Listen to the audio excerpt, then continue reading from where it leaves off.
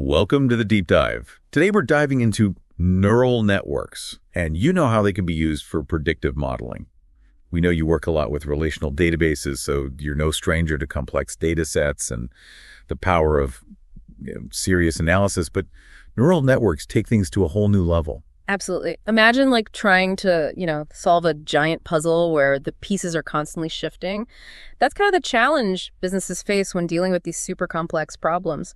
Think about optimizing the output of 132 power stations, each with its own quirks, and operating in a constantly changing environment. Yeah. Or consider distributing 3,000 cars to 50 different auction sites, where factors like transportation costs, depreciation inventory levels, and even something called the volume effect all come into play. The volume effect, okay. I'm intrigued. What is that exactly? Yeah. So basically, sending too many similar cars to one auction site can actually lower their individual sale price.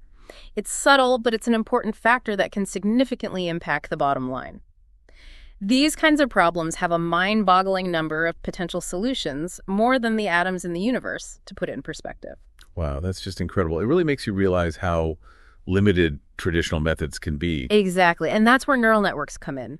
They offer a powerful way to navigate this complexity and make accurate predictions to guide better decisions. So let's break it down. What exactly are neural networks, and how do they relate to the human brain?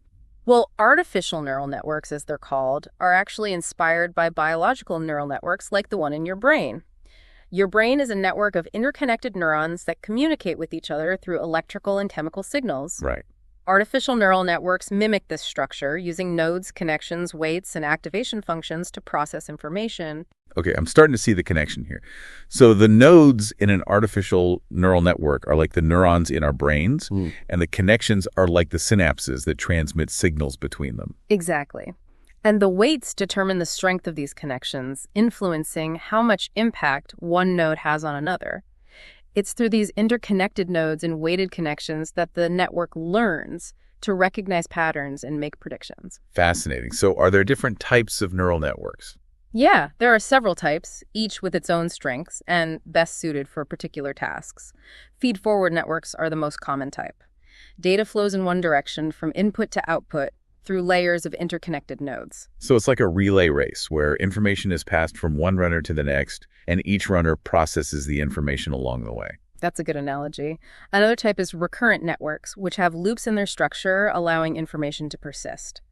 They're particularly good for processing sequential data like time series or natural language. Then there are convolutional networks, which are designed for image recognition and computer vision tasks. Okay, so different networks for different jobs. It's like having a toolbox with specialized tools for specific tasks. Precisely. And the choice of which type of network to use depends on the nature of the problem and the kind of data you're working with. Got it. Now we've talked about the structure of neural networks, but how do these networks actually learn from data? The learning process is called training, and it involves adjusting the weights of the connections between nodes to improve the network's predictions. There are two main types of learning: supervised and unsupervised. I've heard those terms before, but I'm not entirely clear on the difference. Think of supervised learning like training a dog with treats. You give it clear feedback to learn a desired behavior. Okay. In this case, you provide the network with labeled data, which includes both the input and the desired output. For example, if you're trying to predict the sale price of a car, your labeled data would include details about the car, like make, model, mileage, and the actual sale price it achieved. The network uses this information to adjust its weights and minimize the difference between its predicted price and the actual price. So it's like showing the network flashcards with car details on one side and the sale price on the other. With enough practice, it starts to get pretty good at guessing the price based on the details. Exactly. Now, unsupervised learning is more like giving the network a jigsaw puzzle without the picture on the box. You're presenting it with unlabeled data and letting it figure out the patterns and relationships on its own. Interesting. So in this case, the network wouldn't be trying to predict a specific outcome. It would be more about exploring the data and finding interesting clusters or structures within it. You got it. Unsupervised learning is great for tasks like customer segmentation, where you want to group customers based on their purchasing behavior or demographics without having predefined categories. Okay, that makes sense. So you choose the learning method based on the kind of problem you're trying to solve and the type of data you have. Right. But it's important to remember that the quality of the data is crucial. Issues like missing values, Inconsistent data and noise can significantly impact the network's performance. It's like trying to learn a language from a textbook with missing pages and typos. Oh, yeah. Makes things much harder. And I imagine there are other challenges, too. Absolutely. One common pitfall is overfitting, where the model becomes too specialized to the training data and performs poorly on new, unseen data. It's like memorizing the answers to a specific set of exam questions instead of understanding the underlying concepts. So the network might ace the test on those specific questions, but it'll bomb any other test on the same topic. Exactly. Finding the right balance between fitting the training data well and generalizing to new data is crucial for building a robust and reliable prediction model. This is all really insightful, but you mentioned something earlier that I wanted to circle back to. Data representation. Why is that so important when using neural networks? Data representation is all about how you present the data to the neural network. It's not just about feeding it raw data. You have to carefully consider how to structure and format this information to maximize its learning and prediction capabilities. So it's like preparing a meal for a guest. It's not just about throwing ingredients together. You have to consider the flavors, textures, and presentation to create a truly enjoyable dining experience. That's a great analogy. Let's go back to that car distribution example. Instead of simply inputting the car's date of birth, we can transform it into its age, which is a more meaningful variable for predicting its value. It's like telling the network how old the car is, instead of making it calculate it from a date. It saves the network time and effort, allowing it to focus on more complex relationships in the data. Precisely. And normalization, where we scale values to a specific range, can be equally beneficial. For example, we might scale both mileage and year to a range of 0 to 1, ensuring that both variables are treated equally during the learning process. This prevents one variable from overshadowing another just because it has larger numerical values. Exactly. And we can also create derived attributes like the average miles driven per year, which provide additional insights for the network. So instead of just giving the network the mileage and the car's age separately, we can combine them to tell the network how much the car was driven on average each year. This can be a valuable indicator of the car's condition and potential resale value. Precisely. And let's not forget about categorical variables like color. We can't just feed the network the word blue. We need to represent it numerically. Right, we use binary variables assigning a 1 for blue and a 0 for all other colors. Exactly. Or we could use techniques like one-hot encoding, which creates a separate input for each color category and sets the corresponding input to 1 if the car is that color and 0 for all others. It's like having a set of light bulbs, 1 for each color, and only the bulb representing the car's color is lit up. Exactly. And finally, we must recognize and address time dependencies in the data. For instance, when predicting the sale price of a car, we need to factor in how market conditions might change in the time it takes to transport the car to the auction site. If there's a sudden surge in demand for a particular model, the car might fetch a higher price than initially predicted. Exactly. So data representation is about giving the neural network the best possible ingredients to cook up accurate predictions. This has been incredibly insightful. We've covered a lot of ground in a short time. We've gone from the biological inspiration behind neural networks to their various types, learning methods, and the crucial role of data representation in building effective predictive models. Indeed. And it's important to remember that this is just the tip of the iceberg. There's a whole world of fascinating concepts and techniques waiting to be explored within the field of neural networks. Well, I'm definitely hooked. Let's dive deeper into those concepts and see how they translate to real-world applications in the next part of our deep dive. Now that we've laid the groundwork, let's explore how these neural networks are actually put to work in the world of predictive modeling. It's like we've gathered all the raw materials, and now it's time to build something really amazing. I'm ready to see these neural networks in action. But before we jump into specific applications, can we talk a bit more about the process of building a prediction model? What are the key steps involved? You're thinking like a true data enthusiast. Building a successful prediction model is like embarking on a detective's investigation. You start with a mountain of data, and your first task is to prepare it to make sure it's clean, relevant, and ready for analysis. This is where your expertise in relational databases comes into play. So this is where my knowledge of data cleaning, transformation, and normalization becomes really valuable. Absolutely. Data preparation involves several key steps that you're already familiar with. Transforming variables, normalizing data, creating derived attributes, and selecting the most relevant variables for our model. We talked about transformation and normalization earlier, converting date of birth to age and scaling values to a common range. What about derived attributes? Can you give me an example of how that might work in a real-world scenario? Let's say we're trying to predict customer churn for a telecom company. We might have data on the number of calls a customer makes and the duration of those calls. But a more insightful derived attribute would be the average call duration, which could indicate whether a customer is generally satisfied or frustrated with the service. That makes sense. It's about finding those hidden patterns within the data that can give us a deeper understanding of customer behavior. Precisely. And then there's variable selection, choosing the most relevant variables for our model. Using too many variables can lead to overfitting, where the model becomes too specific to the training data and performs poorly on new data. On the other hand, using too few variables can limit the model's predictive power. It's like choosing the right spices for a dish. Too many can overwhelm the palate, while too few can make it bland. Perfect analogy. We need to find the right balance to create a model that's both accurate and generalizable to new situations. And to help us with this, we can use various techniques from simple statistical tests to more sophisticated optimization methods. Okay, so data preparation is the foundation of any good prediction model. What comes next? Once we have our data prepped and ready, the exciting part begins. Choosing the right prediction method. There are several powerful techniques at our disposal, each with its own strengths and weaknesses. So it's not a one-size-fits-all situation. We need to carefully consider the nature of our data and the specific problem we're trying to solve. Exactly. Let's start with a classic method, linear regression.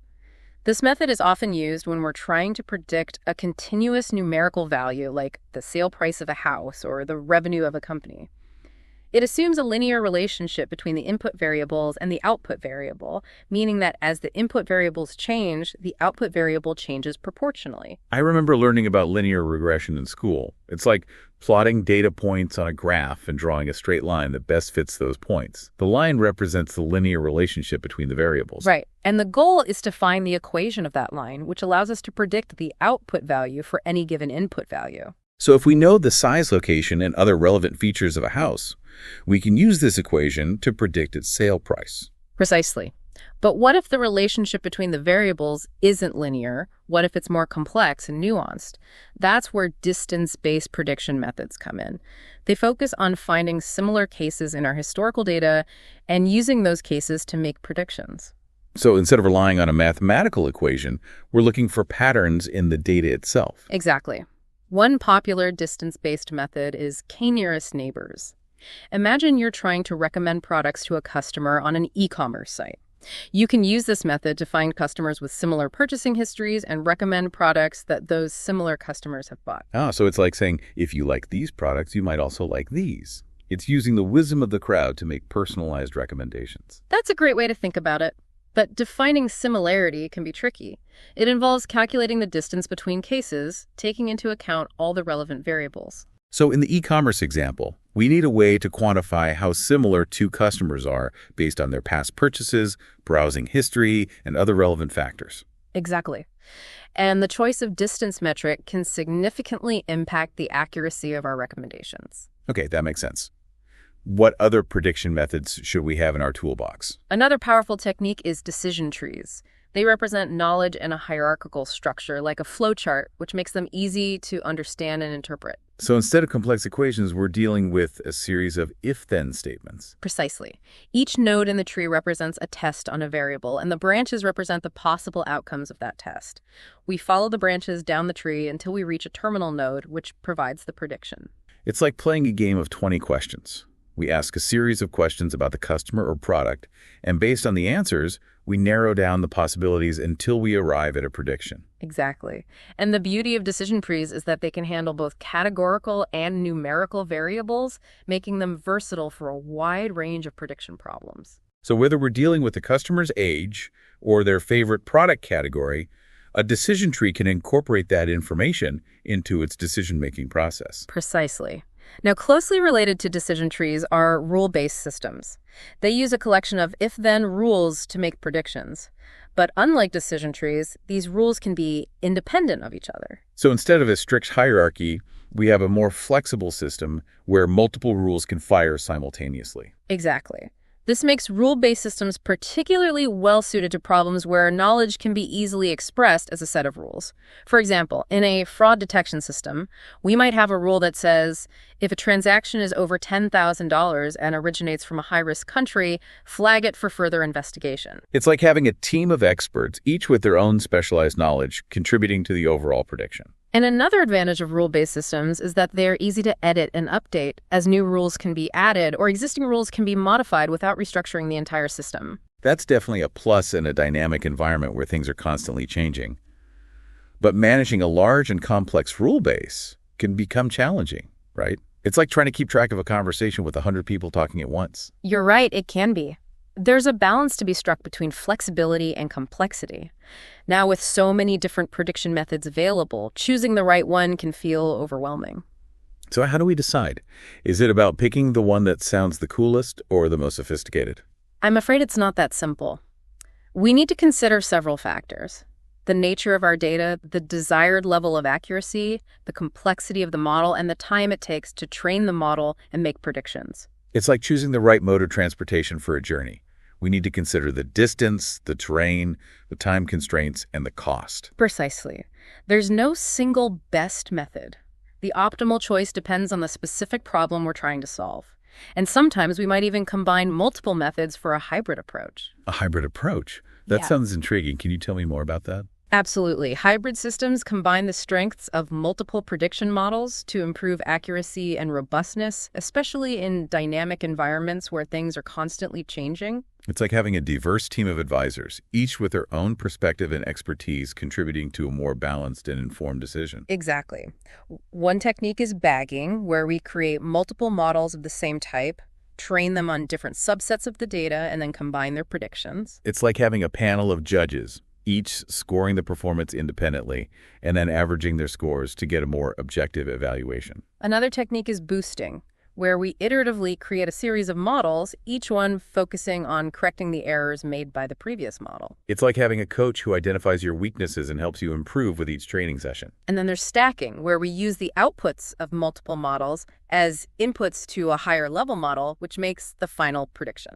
It's like having a team of analysts gathering and processing information and then presenting their findings to a CEO who makes the final decision. Exactly. These hybrid systems, by combining the strengths of multiple models, can achieve significantly higher accuracy and handle a wider range of scenarios. So it's like having a Swiss Army knife of prediction methods, ready to tackle any challenge that comes our way. But we can't just set these systems loose and forget about them, right? We need to make sure they can adapt and learn from new information as it becomes available. You're absolutely right. Adaptability is key, especially in dynamic environments. It's like trying to predict the weather. Yeah. We can make educated guesses based on historical data and current conditions, but there's always a chance of unexpected storms or sunny spells. Exactly. And to handle this uncertainty, we need systems that can adapt and learn from new information. That's where the concept of an adaptability module comes into play. It's responsible for monitoring the performance of the prediction models and making updates as needed. So it's like having a quality control team that ensures our prediction process is always top-notch. Precisely. The adaptability module is constantly learning from new data and refining the prediction models to improve their accuracy and effectiveness over time. This is all starting to come together beautifully. We've gone from understanding the building blocks of neural networks to exploring the intricacies of data preparation and the diverse world of prediction methods. And now we're talking about building adaptive systems that can evolve with the ever-changing dynamics of the real world. It's an exciting journey, isn't it? And to bring all these concepts to life, let's delve into a specific example of an adaptive business intelligence system used for car distribution. I'm ready. Let's see how all these pieces fit together in a real-world scenario. Okay, so let's get into that real-world example you mentioned. Can you remind me what the scenario is again? So we're talking about a company that needs to distribute 3,000 cars to 50 different auction sites all across the country. They need a system that can not only figure out the best way to allocate these cars, but also adapt to changing market conditions and business constraints. That sounds like a huge logistical nightmare. So how does this adaptive business intelligence system actually work? Well, it all starts with a sophisticated graphical user interface, or GUI, that allows business managers to kind of interact with the system. inputting key information and setting constraints. Constraints, you mean like setting boundaries for how the system can operate? Exactly. Think of it like establishing the rules of the game. Okay. These constraints can be global, applying to all cars and all auction sites. Right. Or local, specific to individual sites. Okay, I'm following so far. What kinds of constraints might a business manager set in this car distribution scenario?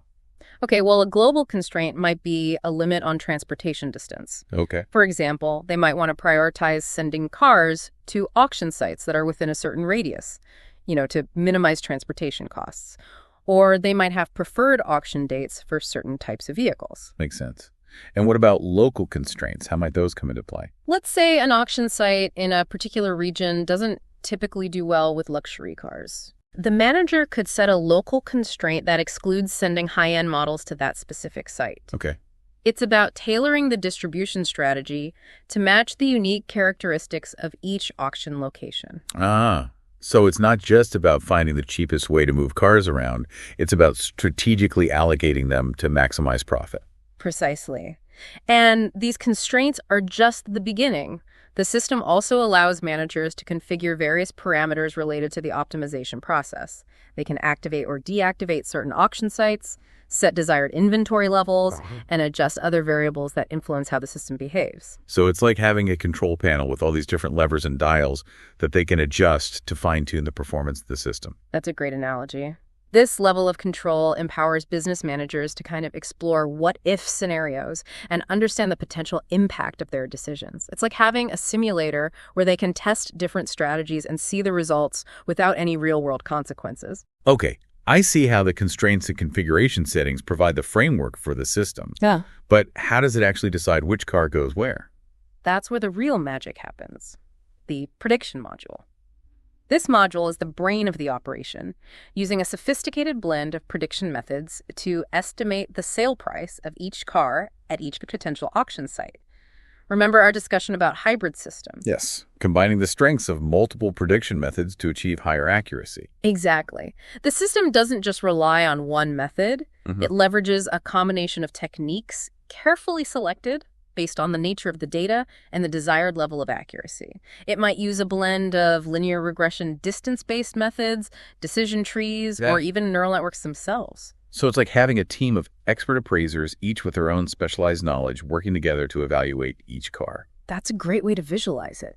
The prediction process is incredibly detailed, starting with generating a base price for each car based on its make, model, body style, and year. Then this base price is further adjusted based on factors specific to each auction site. Right. Things like regional preferences for certain types of cars, the current inventory of similar vehicles at the site to avoid that volume effect we talked about, and even the estimated depreciation based on transport time. Wow, that's a lot of variables. It is. But this meticulous approach is essential for generating accurate predictions in a dynamic market where prices can fluctuate quickly. Okay, so we have our predicted sale prices. What's the next step? Now it's time for the optimization module to take center stage. This module is like the conductor of an orchestra, taking all the information from the prediction module and orchestrating the distribution of the cars to maximize profit while satisfying all those constraints we set earlier. So it's taking all the predictions, the transportation costs, the depreciation estimates, and those global and local constraints. Yes. And crunching all that data to figure out the best possible allocation of vehicles. Exactly. It's like solving a giant jigsaw puzzle where every piece needs to fit perfectly. And to do this efficiently, the optimization module employs a variety of sophisticated algorithms like evolutionary algorithms or simulated annealing to explore the vast space of possible solutions and find the one that yields the highest profit. This system sounds incredibly intelligent. But how does it adapt to changes in the market? What if certain car models suddenly become more or less popular? Or if fuel prices spike, impacting transportation costs? That's where the adaptability module comes in. It's like having a built-in feedback loop that allows the system to continuously learn and improve over time. Okay. It constantly monitors the system's performance, comparing the predicted sale prices with the actual sale prices achieved at the auctions. So it's using real-world results to refine its predictions and make adjustments to the models. Precisely. This feedback loop allows the system to stay ahead of the curve, adapting to shifts in market trends, and refining its optimization strategies to ensure it's always making the most profitable decisions. It's like having a team of data scientists constantly tweaking and improving the system behind the scenes. That's amazing. So this system isn't just a one-time solution. It's a continuously evolving tool that gets smarter with each transaction. Exactly. And the best part is that this approach isn't limited to car distribution. The same principles and techniques can be applied to a wide range of complex business problems.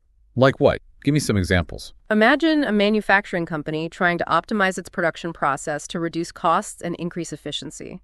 An adaptive system could analyze historical production data, forecast future demand, and create an optimized production schedule that minimizes waste and maximizes output. I can see how that would be incredibly valuable in a manufacturing environment. Or consider a financial institution trying to minimize risk in its loan portfolio.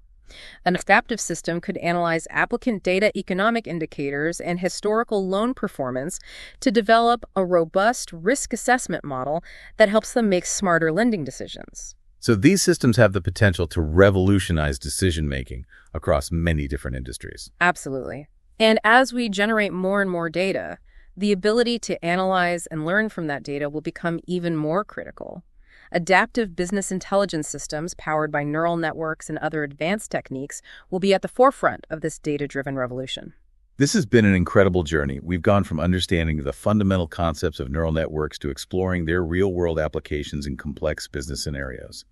And I feel like I've gained a whole new appreciation for the power of data and the potential of adaptive systems to transform the way we make decisions. It's been a pleasure exploring these fascinating concepts with you. And to all our listeners out there, thank you so much for joining us on this deep dive into the world of neural networks and adaptive business intelligence. We hope you found it insightful and inspiring.